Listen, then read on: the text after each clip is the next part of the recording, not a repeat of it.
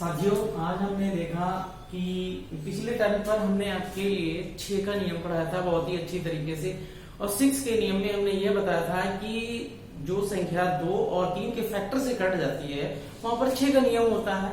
लेकिन आज हम बताएंगे, मैंने नोट करके रखा है कि 7 से विभाजन का नियम हमने आपको बताया था, क्योंकि 7 का नियम बहुत ही टफ है। इस तरीके से मैं एक्स्ट्रा आपके लिए समझाना चाहता हूँ। उस तरीके से मैं आपको बता रहा हूँ कि 7 से विभाजन का नियम मैंने बताया कि एक जो मैंने पिछले टर्म पर आपको नियम बताया था, उस नियम में एक विशेष बात ये थी कि दी गई संख्या में से इकाई के, यानी कि जो इकाई के अंक को 2 से क्या काम करना था, 2 से मल्टीप्लाई करना था। 2 से मल्टीप्लाई करेंगे, शेष यानी कि जो बची हुई संख्या है, शेष का मतलब क्या है, जो हमारी बची हुई संख्या है उस संख्या को क्या काम करना है, उसी में हम क्या काम करेंगे, 2 से गुणा करना था और उसमें फिर संख्या को घटाना था। अब देखेंगे, जैसे कि हमने एग्जाम्पल लिया है, फिर वो 7 से कट जाएगी। अब देखेंगे कि 133 को हमने देखा है, आप एग्जाम्पल को हमने 133 के लिया और यहाँ पर हमने 2 से डिवाइडेशन किया तो 2 3 हमारा 6 हो गया। अब हमारी देखिए, यहाँ पर समझने की कोशिश कीजिए कि यहाँ पर सिर्फ 13 बचा है। 13 में से हमने 7 को निकाल दिया और वो संख्या हमारी 7 से डिवाइडेशन हो जाएगी। ये सेकंड वाला नियम आप देख लीजिए। सेकंड हमने बताया है आपके लिए कि 50 यानी 5068 हमने जो संख्या ली है, इस संख्या को फिर हमने, ये हमारा इकाई का अंक है, ये हमारा इकाई का अंक है, इसमें हमने 2 से मल्टीप्लाई किया है तो यहाँ 16 हो गया। अब देखिए, ये जो बची हुई संख्या है, ये वाली जो संख्या हमारी क्या है, ये संख्या हमारी शेष बची हुई संख्या है। इसी संख्या को हमें क्या काम करना है, 16 हमें इसमें से घटा देना।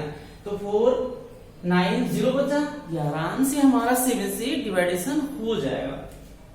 ठीक है, इस तरीके से ये वाला आपको एग्जाम्पल यानी कि HW में आपको स्वयं लगा के देखना है कि क्या यह संख्या हम काट सकते हैं। अब देखिए, इसी 7 के नियम के लिए हम दोबारा एक दूसरा नियम बताते हैं जिसके माध्यम से आपको फॉलो करना है। देखिए कि कह रहा है कि दी गई संख्या के इकाई के अंक को 5 से गुणा करना है। क्या काम करना है, 5 से गुणा करना। जो नियम यहाँ पर था वही नियम यहाँ पर है, 5 से गुणा करना। कह रहा है कि शेष संख्या में हम क्या काम करते, अभी तक हम घटा देते थे, यानी कि 2 से जब हमने डिवाइडेशन किया तो हम घटाते थे, बट 5 के नियम में क्या काम कर देंगे, जोड़ देंगे। संख्या में जोड़ देते हैं, वह संख्या 5 यानी कि 7 से हमारी कट जाएगी। जब जोड़ देंगे तब हमारी पूरी संख्या कट जाएगी। देखिए, अब हमने देखा कि हम एग्जाम्पल ले रहे हैं कि 5068 को, ये वाला एग्जाम्पल हम ले रहे हैं, जो बने लिया। अब देखिए, ये हमारे 14 हो गए। अब 40 को हमने क्या काम किया, इसी में से हमने लेस कर, यानी कि हमने क्या काम किया, प्लस कर दिया। अब प्लस कर दिया, फिर हम देख लेंगे कि ये संख्या को जब प्लस किया तो ये 7 से आराम से डिवाइडेशन हो गई, यानी कि दोनों नियम हमारे इक्वल टू बिल्कुल सही आ जाते हैं।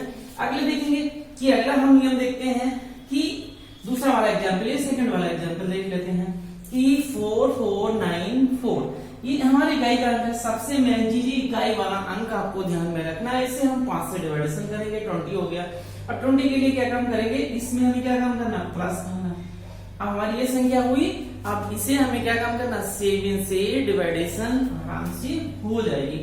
तो हमने देखा साथियों कि दोनों के डिफरेंस में क्या डिफरेंस है, बहुत ही सरल नियम है, 7 का नियम, और डेट में और सुपर डेट में दोनों में से इसमें से एक संख्या आता है। अब इसमें क्या काम करना है, ये सवाल आपको अपने आप लगा करके देखना है। क्या आपकी सवाल समझ में आ गए, नहीं आए तो आप कमेंट में करेंगे, फिर से मैं आपके लिए बताने के लिए दोनों में से कर लेंगे।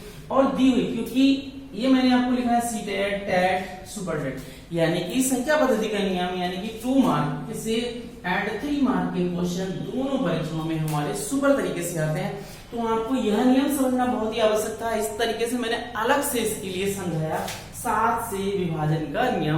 पिछली बार मैंने बताया था 6 से विभाजन का नियम टेट की परीक्षा में आया था। तो आप अच्छी तरीके से इससे तैयारी करें, और हमारी जो मतलब ये हमने जो आपको सेशन में दिया है, आपसे जैसा वादा किया था उस तरीके से सेशन में दिया है।